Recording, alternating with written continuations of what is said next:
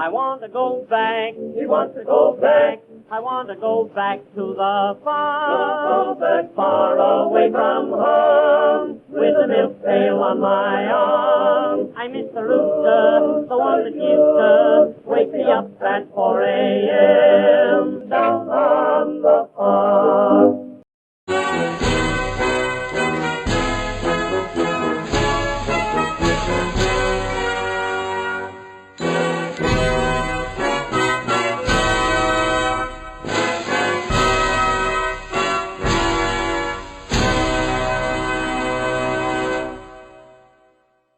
This is the first time I've suggested any books to read on this YouTube channel.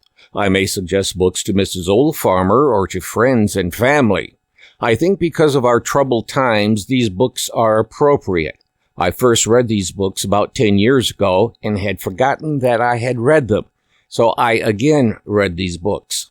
As someone who has floaters in my eyes, it makes it impossible for me to read anything more than a manual, article, or recipe.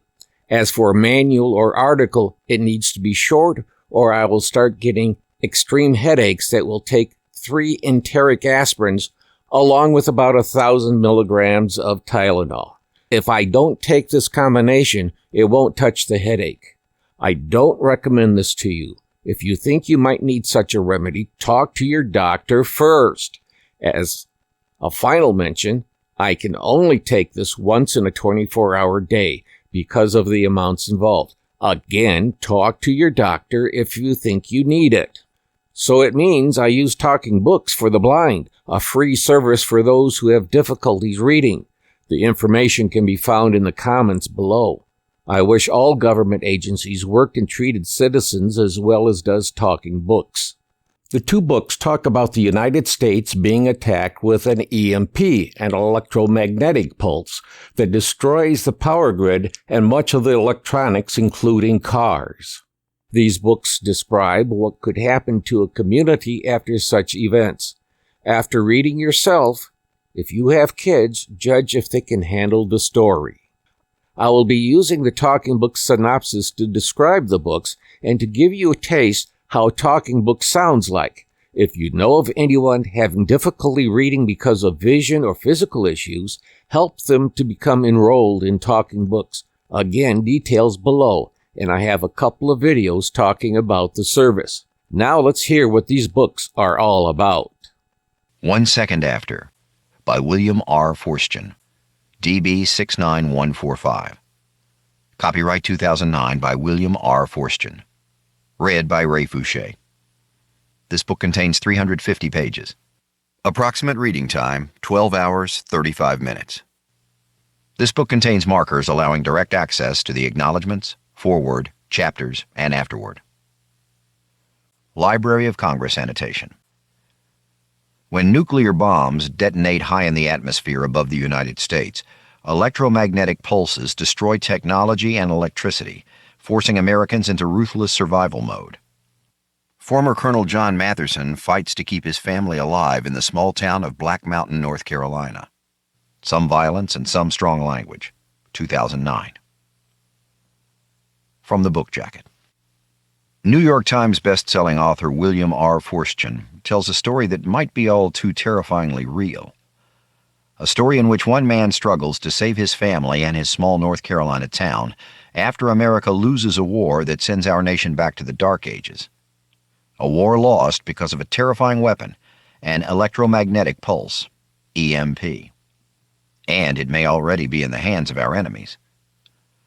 Months before publication, 1 Second After has already been cited on the floor of Congress as a book all Americans should read. It has been discussed in the corridors of the Pentagon as a realistic look at EMPs and their awesome ability to send catastrophic shockwaves throughout the United States, literally within seconds. It is a weapon that, the Wall Street Journal warned, could shatter our nation. In the tradition of On the Beach, Failsafe, and Testament, this book, set in a typical American town, is a dire warning of what might be our future and our end. About the author. William R. Forstchen has a Ph.D. from Purdue University with specializations in military history and the history of technology. He is a faculty fellow and professor of history at Montreat College. Forstchen is the author of more than 40 books, including the New York Times best-selling books Gettysburg and Pearl Harbor, co-authored with Newt Gingrich, as well as the award-winning young adult novel We Look Like Men of War. Forstchen has written numerous short stories and articles about military history and military technology. He owns and flies an original World War II recon bird. Forstchen resides near Asheville, North Carolina, with his teenage daughter Megan and their small pack of golden retrievers and yellow labs.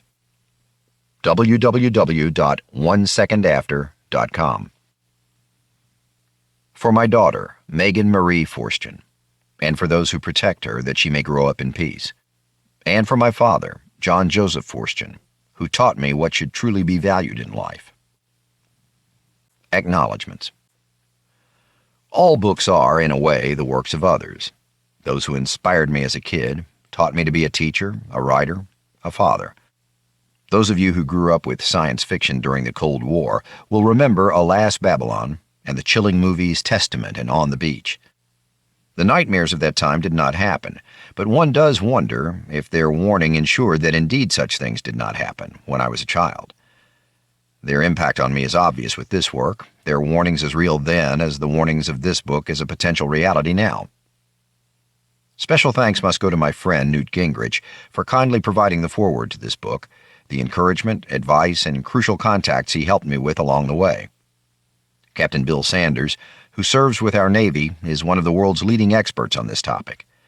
It was Newt who introduced me to him, and as I worked on this project, his advice was invaluable, along with his friendship. I must emphasize that Captain Sanders is a true professional. At times I asked questions to which he replied, "I can't answer that," and there the discussion ended. Everything he did help me with is public record and not classified. Congressman Roscoe Bartlett, a true public servant, who headed up a congressional committee evaluating the threat of electromagnetic pulse, was a great inspiration as well. An old friend who might seem out of place in this acknowledgement is the author Gene Shepard. So few recall his name today, though nearly all are familiar with his famous movie about a family Christmas during the Depression. His writing and radio show inspired me when I was growing up near New York City, and by incredible good luck, he was a neighbor of mine up in Maine. As a fledgling writer, I spent some incredible moments with Gene, and always remembered how he said, "Write what you know, kid." After so many books set in the past or future, for the first time I turned to writing one set now, and it was Gene's advice that led me to this story set in my hometown. Black Mountain, Asheville, and Montreat College, where I teach history, are all very real. Of course, being a work of fiction, the characters are fictional, but friends and neighbors might sense something of themselves in this story, and to all of them I owe my deepest gratitude for their years of friendship. Particular thanks should go to Jack Staggs, Chief of Police, for his insights, to my family doctor, and our local pharmacist. Conversations regarding this story left all of us chilled. And as always, Bill Butterworth, W.E.B. Griffin Jr., one of the best darn editors and friends one could ever ask for. As always, my thanks to Montreat College, to the thousands of students I have taught there across the years, whom I love deeply, and who are indeed an inspiration, as are some of my fellow faculty, the president of our college, and the board of trustees, especially Andy Andrews, veteran of Omaha Beach and close friend for so many years. Thanks as well to the staff at a nearby nursing home, who guided my father and me through the last year of his life. Truly, everyone who works there is a guardian angel. A writer cannot function without good editors, publishers, and agents. Tom Doherty will always stand in my view as one of the best, and Bob Gleason, though we had a few moments at times, moved this book forward, and I am grateful. As for the agents who believed in this, Eleanor Wood, Josh Morris, and Kevin Cleary, all I can say is thanks. And there is someone else special, Diane St. Clair, who has always believed in me, and whose loving encouragement always came at the right moment. And to Brian Thompson, thanks for everything. In closing, I hope that this book never comes true. The threat is real, frightfully real, made even more frightening when you take the time to study it, question the experts, and have a sense of history. The moment of a fall from greatness often comes just when a people and a nation feel most secure. The cry, "The barbarians are at the gates," too often comes as a terrifying bolt out of the blue, which is often the last cry ever heard. There are those in this world today who do wish this upon us and will strive to achieve it. As was said by Thomas Jefferson, the price of freedom is eternal vigilance. I pray that years from now, as time winds down for me, critics will say this was nothing more than a work of folly, and I will be content. For the vigil was kept, and thus my daughter and those I love will never know this world I write of. William R. Forstchen, Black Mountain, North Carolina, July 2008. Forward, by Speaker Newt Gingrich. Though this book is a work of fiction, it is also a work of fact, perhaps a future history, that should be thought-provoking and, yes, even terrifying for all of us. I know this from personal study across decades of the very real threat to American security that is posed by this particular weapon that Bill Forstchen writes about in 1 Second After.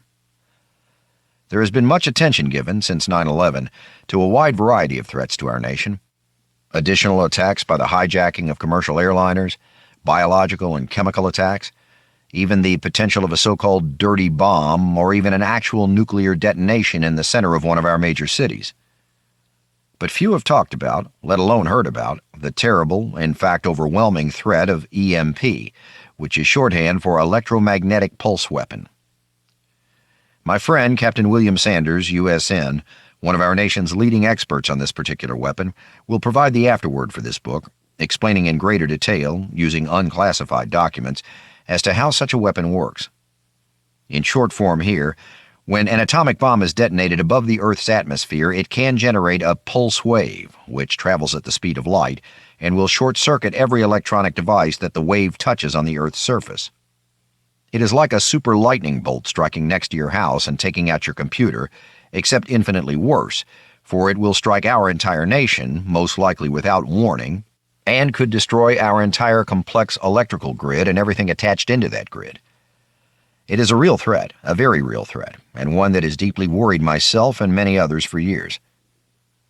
My friend, Bill Forstchen, has co-authored 6 historical novels with me across the years. I have gotten to know him closely. He holds a Ph.D. in history from Purdue. He has specialized in the history of military technology, and this is no wild flight of fantasy on his part. In fact, the start of this book was a conversation that Bill and I shared several years back, concluding with his announcing that he felt he should write a novel about the threat to raise public awareness. As I said before, I see this book as a terrifying future history that might come true. Such books have a significant tradition in their own right. H.G. Wells wrote frightfully accurate prophecies of what history now calls World Wars I and II. 2 of the great classics of the Cold War, Alas, Babylon and the movie Testament, gave us a profoundly moving glimpse of what would happen to ordinary citizens if war between us and the Soviets was ever unleashed. In fact, Bill will openly admit that those 2 classics were indeed models for this book. I also compare it to perhaps the most famous of the future history books of modern times, George Orwell's 1984. If the evil of totalitarian regimes had been allowed to flourish in the rubble of Europe after World War II, that future history might have come to pass. Orwell, by his book, raised an awareness that just might have saved us from Big Brother and the thought police. I'd like to think that Bill's novel may do the same. Few in our government and in the public sector have openly confronted the threat offered by the use of but one nuclear weapon in the hands of a determined enemy who calibrates it to trigger a massive EMP burst. Such an event would destroy our complex, delicate high-tech society in an instant and throw all of our lives back to an existence equal to that of the Middle Ages. Millions would die in the first week alone, perhaps even you who are reading this if you require certain medications, let alone the most basic needs of our lives such as food and clean water. The place Bill writes about is real. He has set this story in his hometown and the college that he works at. I remember when he was writing the book and we'd talk. More than once he was deeply disturbed by what he had researched, discovered, and was now trying to express as a story for all to read. What hit him the most, he told me, is that he kept picturing his teenage daughter in this nightmare reality, and I think as you read the book you will see that point of identification. It struck me deeply as well, for I have 2 grandchildren. As he wishes to protect his daughter from this fate, so do I wish to protect my grandchildren, to be able to pass on to them an America that is safe from such threats. The threat is real, and we as Americans must face that threat, prepare, and know what to do to prevent it. For if we do not, 1 second after, the America we know, cherish, and love will be gone forever.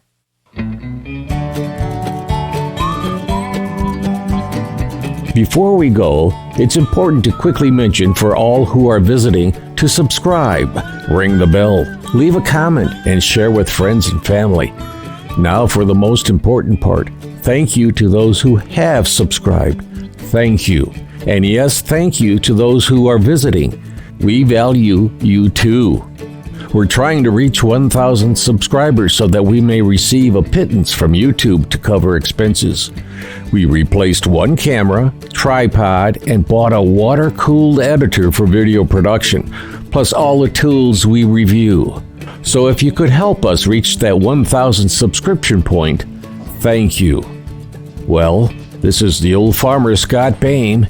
Be well, be safe, and be kind to someone.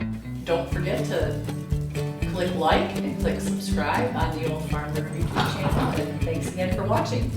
Bye.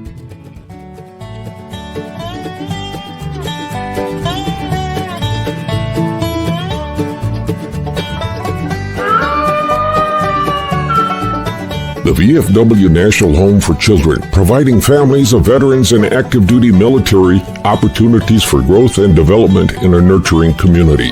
Please consider a donation to help their children and families. I.C. Rhodes speaking.